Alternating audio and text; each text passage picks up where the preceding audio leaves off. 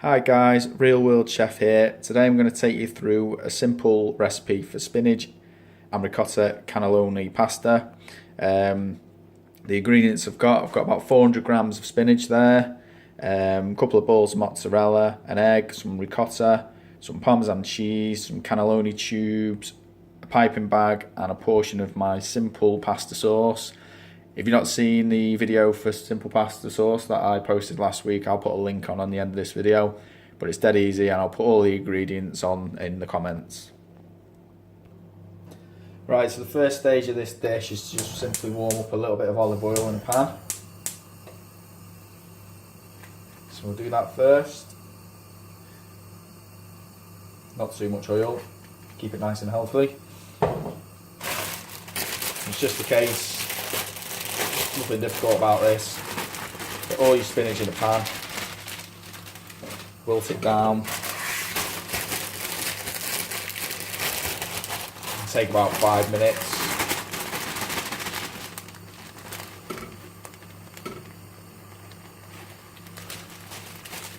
So at this point there's not too much taste on the go here, so I'm just going to put in a little bit of salt and pepper.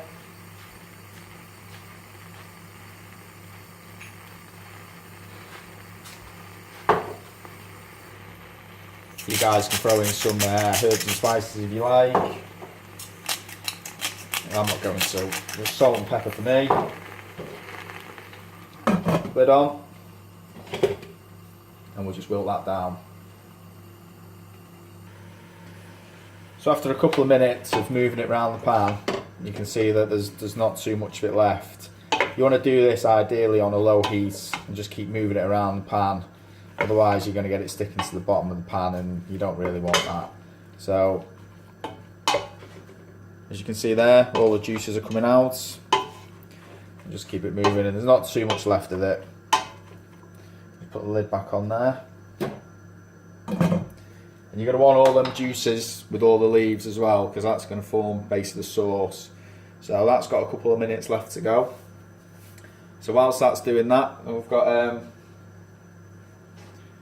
just a bog standard sort of mixing bowl out, and when that's done we're going to transfer it all to the mixing bowl, and then we're going to let it cool, and then we're going to squeeze out all the juice, and then we'll be on to the next stage of the dish. So that's it pretty much done now. So I mean we're only at that for a couple of minutes, so what I'm going to do, I'm just going to transfer it all to my mixing bowl. All the juices, all the water, because that's all the goodness from the spinach. That's all gone in there. Now the next stage really is to squeeze out all the water and to chop up the spinach, but obviously because it's piping hot, you're going to have to give that 5 minutes or so just to cool down before we go on to the next stage. So I think guys, this is getting to the stage where it's pretty cool now, and you can see you can pretty much handle it. So what you want to do is you just want to start trying to extract the juice from the spinach. So it can be a little time consuming this, but if you've got kids love doing this sort of stuff.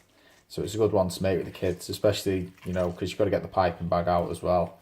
So what I'm going to do, I'm just going to take a couple of minutes to try and squeeze out as much moisture as I possibly can. You really don't want much moisture in your spinach. And then once we're at that point, we'll use the juice to make our sauce. So we'll just keep squeezing and then squeezing. It doesn't take too long to do, it's just a bit fiddly. So that's it. And once you kind of get a feel for when it's dry enough to go on your chopping board. And you want it dry for your chopping board, otherwise it all starts sticking to your chopping boards and you're going to have a nightmare trying to get it in the piping bag. So that's that.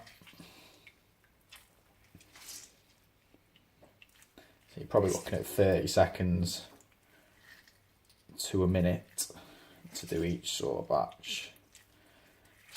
And you can tell when you're there because you're not getting much sort of water kind of dripping out your hands. There you go. I'm pretty much there with that now.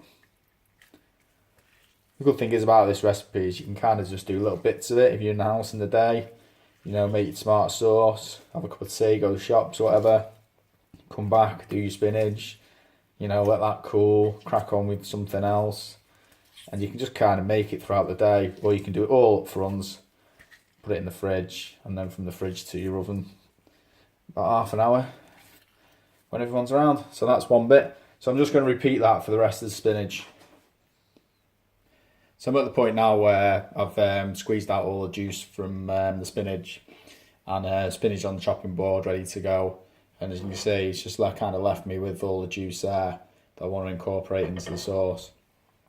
Now, even though I use washed spinach every time, I find there's always bits in it, like bits of grit and stuff like that. You don't really want that going in your sauce.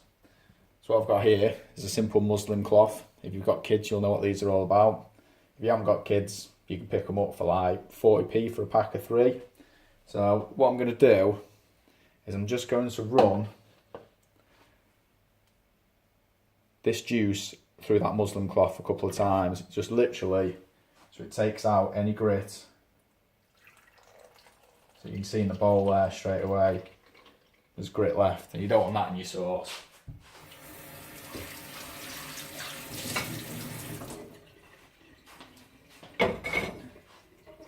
So I'm just letting that, just literally, I'll just pass that through.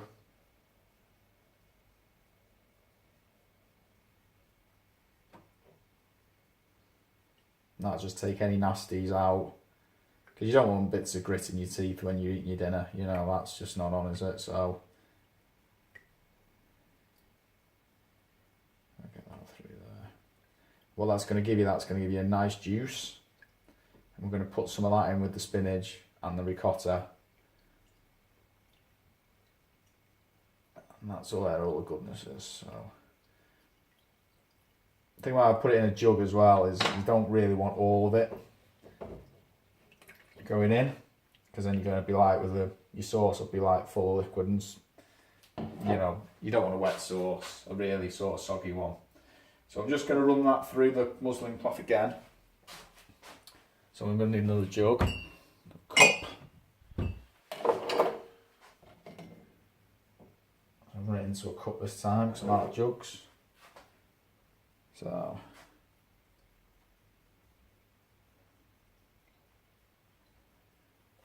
you can see that time there's no sort of real nasties left in the in with the water.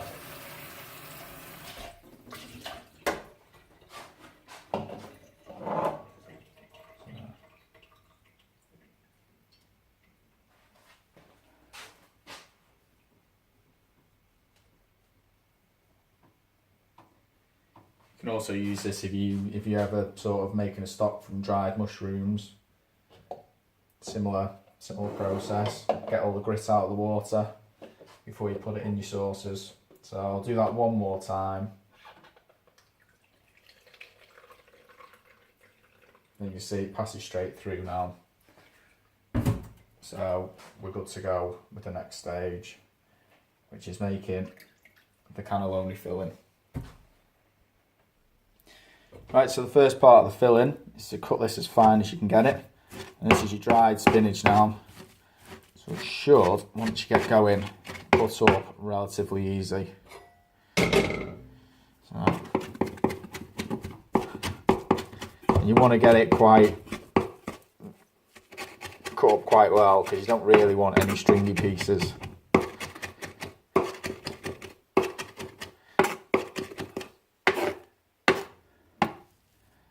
Again, I'm not culinary trained in any way, shape or form, so, you know, if you're good at chopping, this won't take you very long. Or if you're not, it might take you a few minutes to battle on through it.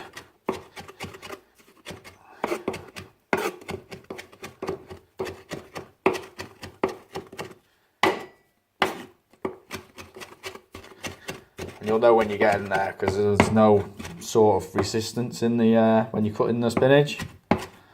If you feel sort of like resistance, then it's still got a bit of life in it, and you need to kind of just battle on through, but it's worth it.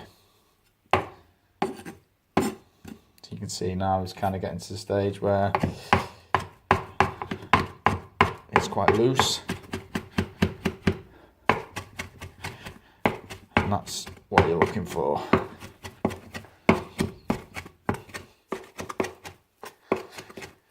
So it seems hard work, but it's not really once you get into it, and you know the end results are worth fighting for. In the end of the day, this has got to go through your piping bag, so you need, you know, you do need it pretty fine.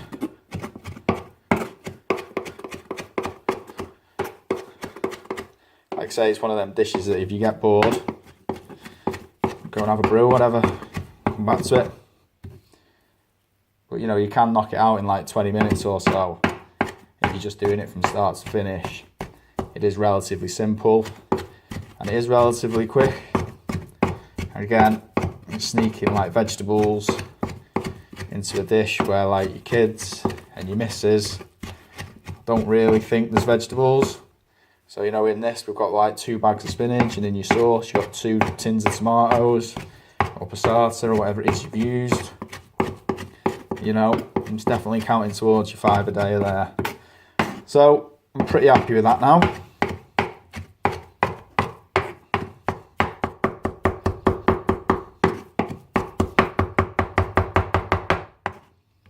So as you can see, that's looking pretty fine. So we're just going to get that into the mixing bowl. So all that in there.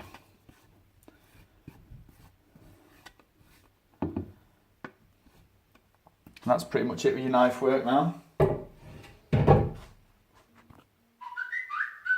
So as you can see there, that's in your mixing bowl ready to go. Right, so we're at the point now where you've got your dried spinach in your bowl, and we're going to crack on making the filling for your cannelloni tube. So just going to add an egg to that.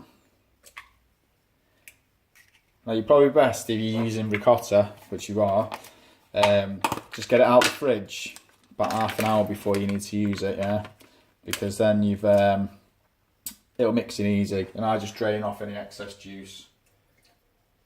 It's like a milky cheese, and you're getting the juice off your egg and your spinach juice, so you don't really need that. So in with your ricotta. Give that a good mix now. You don't want your filling too wet, so I'm hoping this goes quite thick. Get that good mixed in there. It's looking good. At this point, we're going to bang a little bit of salt and pepper in, just season it up a bit. 2 peppers to 1 salt is my ratio. That's it.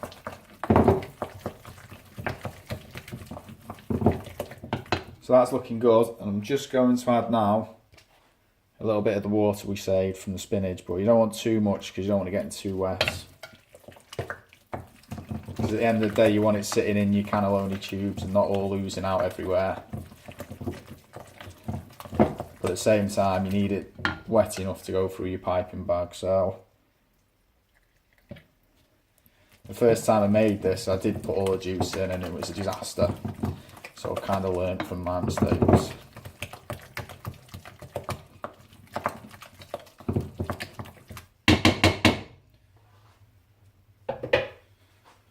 So that's kind of what you're looking for. And now you've done that, you just need to get that into your piping bag. So this is your piping bag. I've just got disposable ones because they're easier. I'm going to get a decent sized spoon out so I'm not here all day.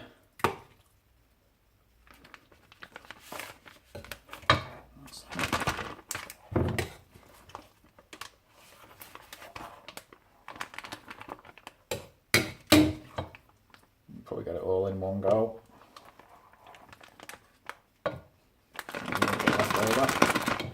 Shake that down. There you go. You're pretty much ready to go with your filling there. So I've just got an oven dish out. So I'm going to do, I'm just going to put a little bit of sauce on the bottom, And what that does is when you put your cannelloni tubes in, it just holds them in place. Saves them rattling all around your pan. So, good batch, you probably do about 14 tubes.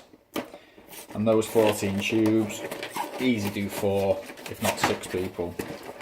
And the great thing about this is, if you've got loads left over, have it for your lunch the next day, no problem. So, here we go. Nozzle in the top, and just squeeze. And that's what you're looking for. Nice full tubes.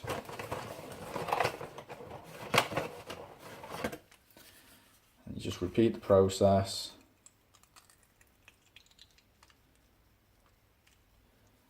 So you're pretty much done.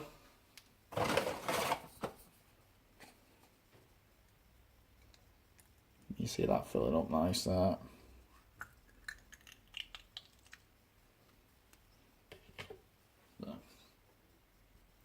Right, so I've just quickly piped up those cannelloni tubes. I've got 11. So if you need more than that, that'll easily do 4. If you need more than that, then obviously, you know, you can just increase the recipe as and when. So nice open of the tomato juice over the top.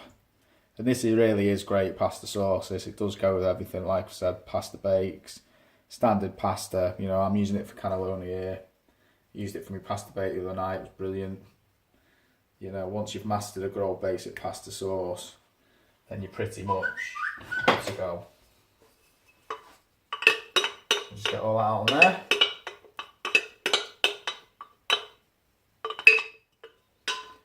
Just give it a good shake so it settles in the pan. That's it. So now I've got some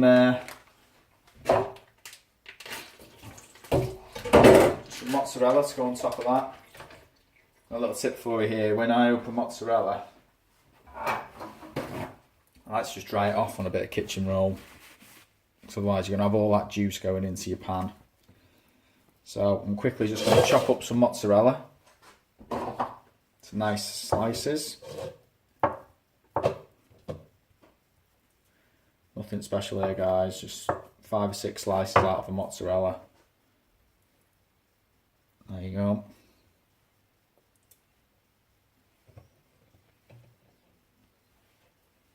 Pretty much 2 mozzarellas will do the job.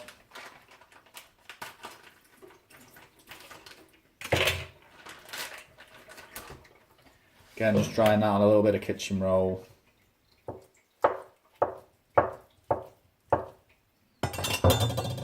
Just over the top.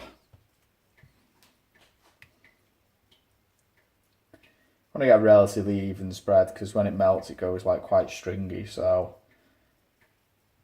you know. And then I've just got some Parmesan cheese to finish that off with. If you don't like Parmesan, you can use any sort of cheese really just to finish it off, but the amount of cheese you use depends on how sort of healthy you want it. You know, if you want it relatively healthy, then use less cheese obviously. But there you go, so there you go. So that's it guys, pretty much done there. You can bang that in the oven for half an hour probably on 175, maybe a little less, just kind of keep your eye on it. I like a bit of black pepper on the top. I don't put salt on the top because the Parmesan's pretty salty anyway. So that's that, and that is ready to go in the oven. As I say, half an hour on 175 will be more than enough. Keep your eye on it, get it to your liking.